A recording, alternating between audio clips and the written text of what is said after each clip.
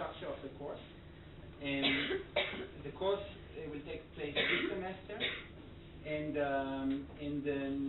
the lecturers are Professor Taletishvi, Professor Eli Menkin, and Dr. Roni Granot, and myself, Nori Jacobi. And we will be talking on several issues, and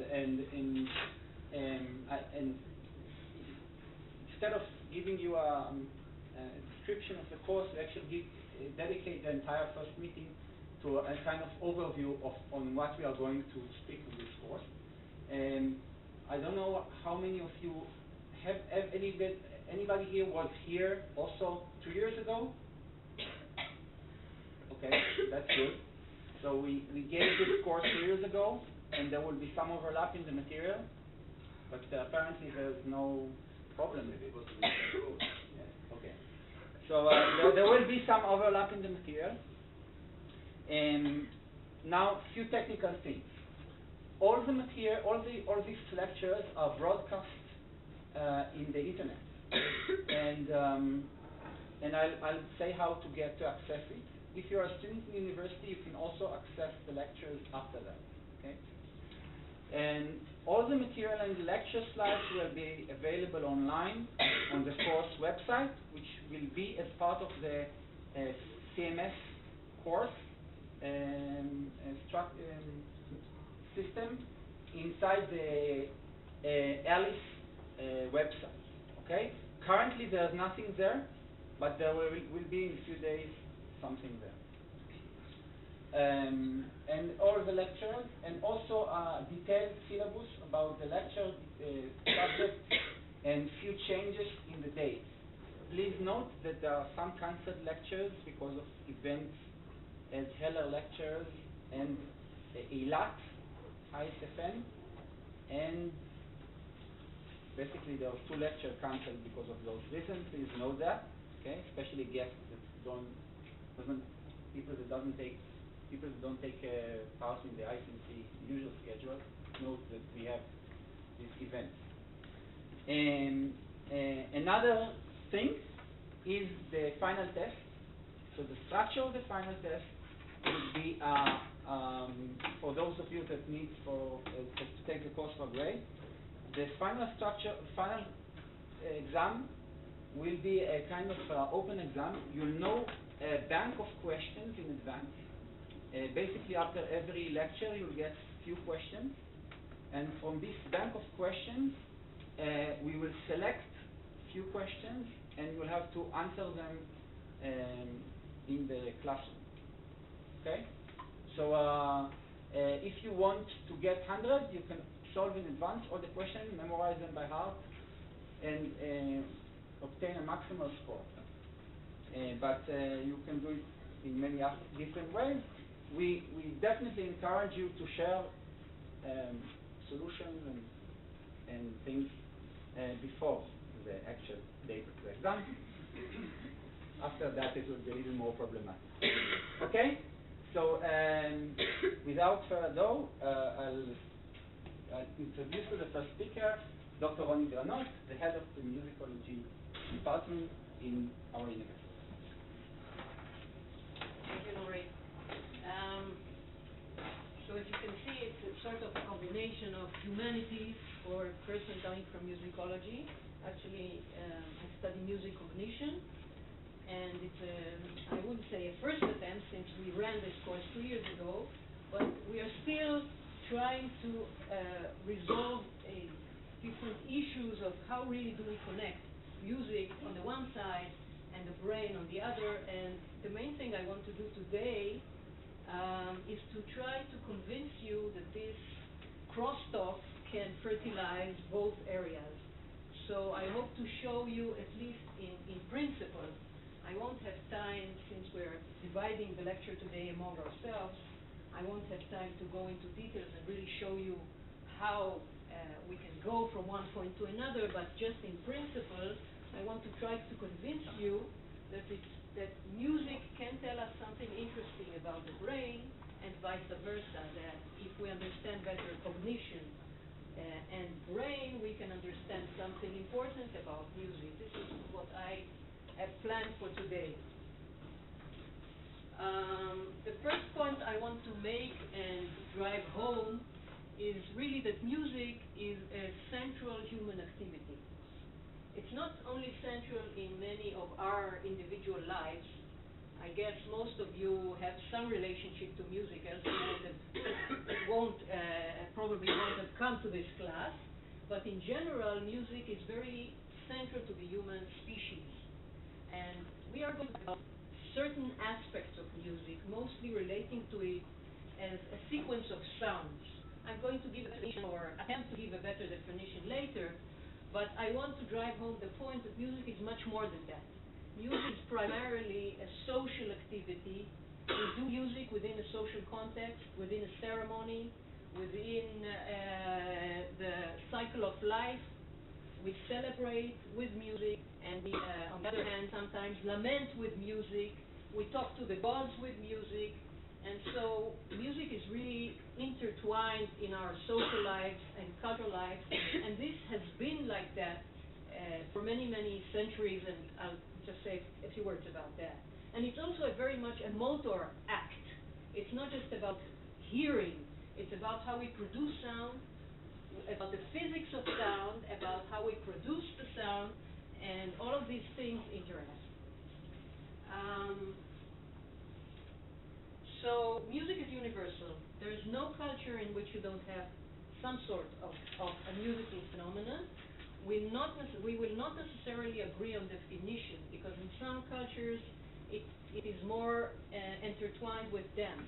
So you won't have pure music without dance, but only with dance. Nonetheless, we can say it's universal. It's very old.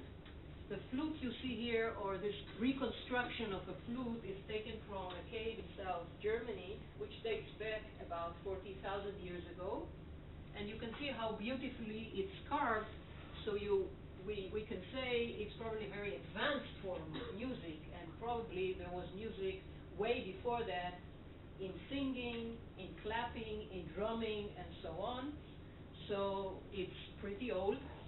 We know that babies have very good musical abilities, not much different from ours. They can detect changes in melodies. They can detect changes in rhythm. They seem to be sensitive to the musical beat. And we do also see some differences in terms of enculturation. So whereas adults will be more sensitive to changes in melodies that are according to scales, musical scales we all are familiar with, babies can detect changes regardless of the scale.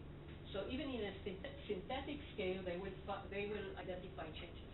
I will talk more about musical scales and what that means in one of our next lectures, but maybe I'll say even a few words about that later. And we can ask many questions regarding evolutionary aspects of music, which I'm not going to go into today, nor in other lectures here, but we can ask whether other mammals share our musical abilities and preferences, and how much is it isolated or encapsulated in terms of our brain. So are there music centers in the brain? Can there be a problem of maybe an area of the brain that's not working, and the only thing you will see are deficiencies in music? These are large questions which we can ask ourselves, and there are some answers. But on the other hand, again, because I come from musicology, because my perspective is more humanistic, I want to drive home the point that really what music is culturally defined. And I'll give you just two brief examples, which I hope make the point. And if anyone saw this video somewhere in other... The Aka Pygmies, who live in the southwest region of the Central African Republic, have developed a vocal musical tradition that differs radically from those of neighboring ethnic groups and can be found nowhere else on the African continent. Music and dance have long been inextricably linked to all social and cultural events within the Aka community. They form an integral part of Aka rituals including ceremonies related to the inauguration of new encampments, hunting, assemblies of several encampments, and funerals.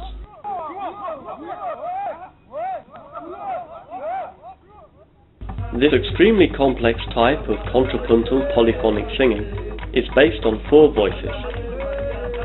Unlike polyphonic systems that are written down using notation, the vocal tradition of the Aka Pygmies allows for spontaneous expression and improvisation. The community has elaborated extremely complex musical forms.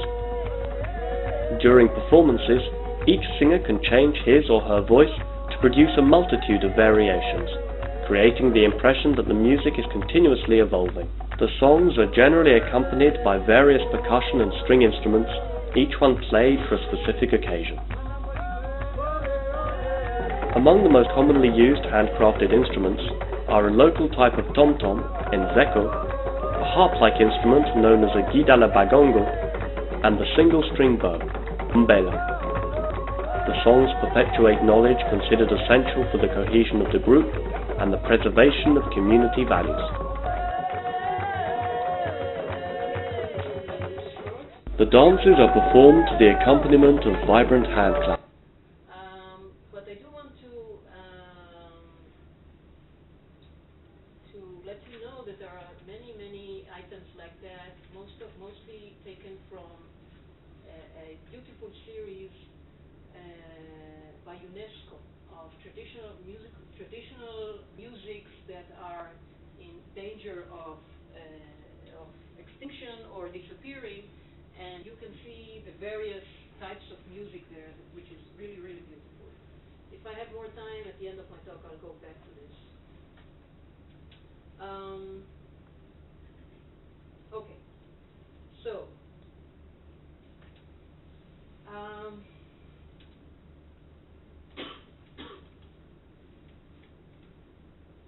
why is studying cognition and the brain interesting for me as a music cognition person, as a musician, as a musicologist? Because I believe that the constraints that are imposed by our system, either the perceptual system or the cognitive system or the motor system, interact with many other components, which are the ones we usually study in musicology, which are the social aspects, the philosophical aspects, the aesthetic aspects, maybe aspects related to the specific instruments that we use.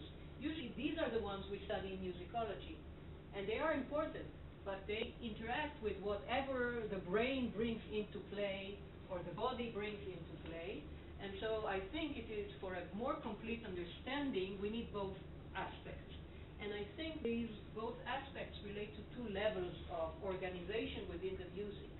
First, what I call the raw materials, which are the basic components out of which we structure more complex musical pieces. So it's going to be the specific scales we use, the specific intervals we use, how we structure them, what are the basic components out of which we compose complex musical pieces, and also what is the syntax? What are the rules for combining these units into larger units? Much like in language, that we have phonemes, and then we have some phonological rules for combining phonemes into words, and then combining words into sentences, and so on. So I think that the selection of the raw materials, so how many tones do we have in the scale?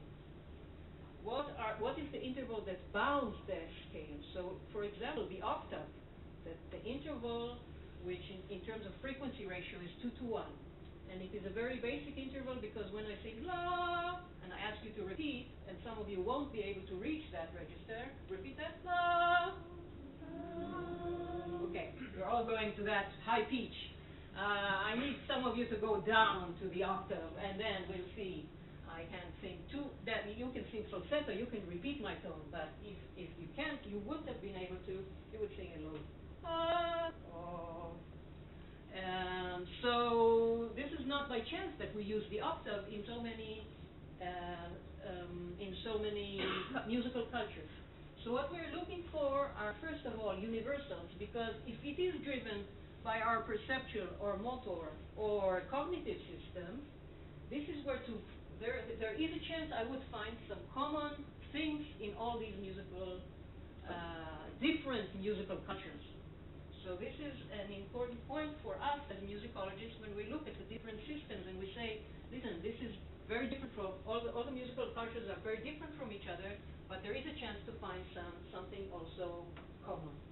And it's also relevant in terms of the combined, the compositional choices, how we combine the thing into a whole. And it has to do with different goals that the artist has in mind.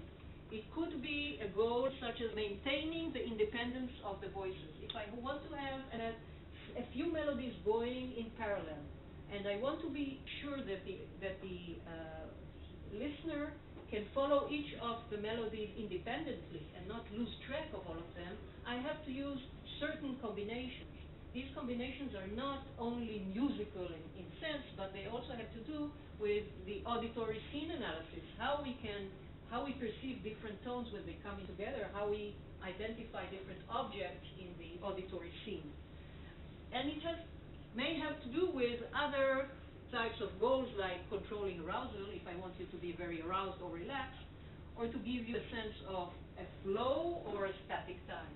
So all of these goals interact, and they would be driven not only by philosophical or music theory, but also by these constraints. Musicology, in essence, just to make to cut a long story short, I think music theory and analysis help us to find out what is the implicit knowledge that we as listeners bring into the music. Because we don't come into listening to music as a blank slate. We have, even if you had not learned anything about music explicitly, never taken a music class, you know a lot about music. And the things that you do know, the schemes that you do have in your brain, are explicated by music theory. When I say scale, chords, harmony, cadence, and all this jargon, I'm not just talking about music theory. I'm describing some knowledge that you have and some processes that you undergo when you listen to music. So grouping, reduction, expectations, and so on, some of which I will talk in my lectures in the future.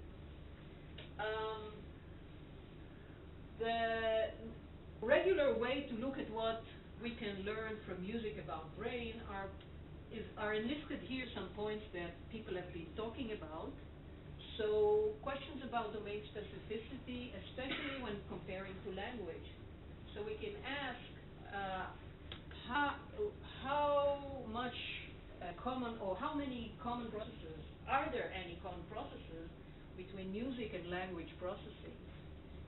Or is it that we have specialized components for processing language and specialized components for processing music? And maybe there are some common processes and some different components. So that's one question that's relevant that could be answered by looking at music as an interesting stimulus. Lateralization effects, whether left brain, right brain, and the more nuanced questions that you can ask about lateralization. Of course, expertise and brain plasticity, since musicians begin to train very early, usually, and they carry on for many years, they gain a high level of expertise, and you can then look at the brain and see whether this training has some effects on brain anatomy. Of course, music is a very rich and complex stimulus, and we have different levels of processing. So we have low-level processing and high-level processes, and they interact.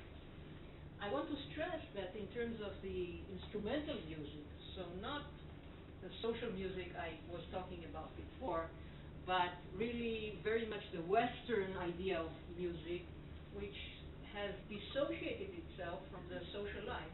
It's interesting that it's mostly in the West that music has been, or parts of music, art music, has dissociated itself from social activities.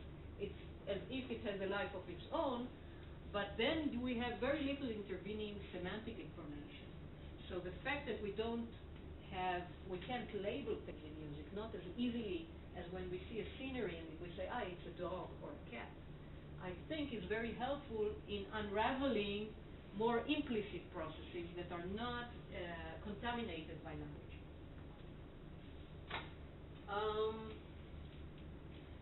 I want to suggest another perspective, and I will finish with this perspective, suggesting that at least the more abstract music, so Western tonal music, this is the WTM, the music of Beethoven, Mozart, Brahms, and so on.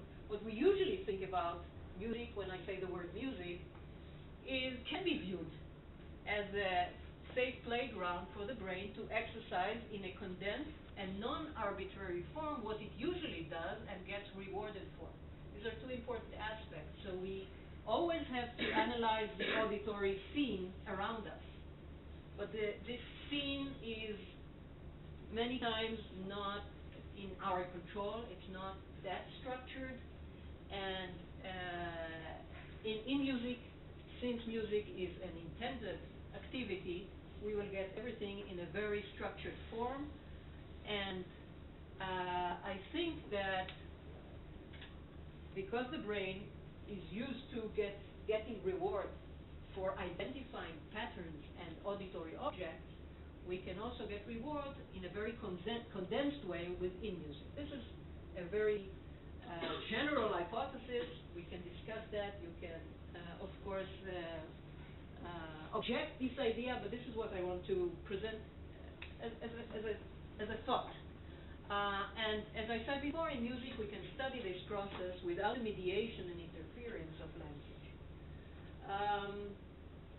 I want to go even further and suggest that many higher order cognitive or psychological predispositions have a mirror image in the workings of the brain as it manifests itself in music. And to flesh this out just in very short, and I want to say some of these ideas are taken from a beautiful paper from Hirstein and Ramachandran looking at plastic art, not music, but art in the plastic arts and the visual arts, and they suggest in parallel lines some of the ideas that I present to you. So it's much easier maybe to show in vision or in at least when we have short while. Find auditory objects using grouping principles. This is a task that the brain has to do always. In music, we can play around with it and create very complex and sometimes ambiguous examples. Hopefully, I will show you some in the next lectures that we have. But I want to draw your attention that we group all the white swans together and the black ones. And the most interesting part is of course, where things change, where they become more complex, more ambiguous, and one intertwines into the other. Can you see what this is? Right, it's cow. Okay? It's not, to some it's very obvious, especially if you have seen it before, you can't avoid seeing the cow. But we have also other problems of extracting figure from background, and of course the more difficult the thing is and you suddenly get it, the more the reward or the aha effect here. Identify patterns, compare, categorize, and I think we enjoy exactly the situations when things are not that simple, not that that straightforward. This is when the reward is really going to drive us. And of course, I think what is going to be a central topic in this course, create predictions about what and when the auditory objects are going to appear and how they are going to develop. So this is going to be the wow effect, not the aha effect. Depending on the time I have, I think I want to show you just one example showing you how all of this might work. The best thing would have been to show you first the visual, then the sound, and then together. In the interest of time, I'm going to do it in the wrong way, show you all the things together. I want you to follow the patterns that you hear. I'm going to make it much easier for you since you're going to see the patterns as well, okay? So this is now a visual audio thing for you.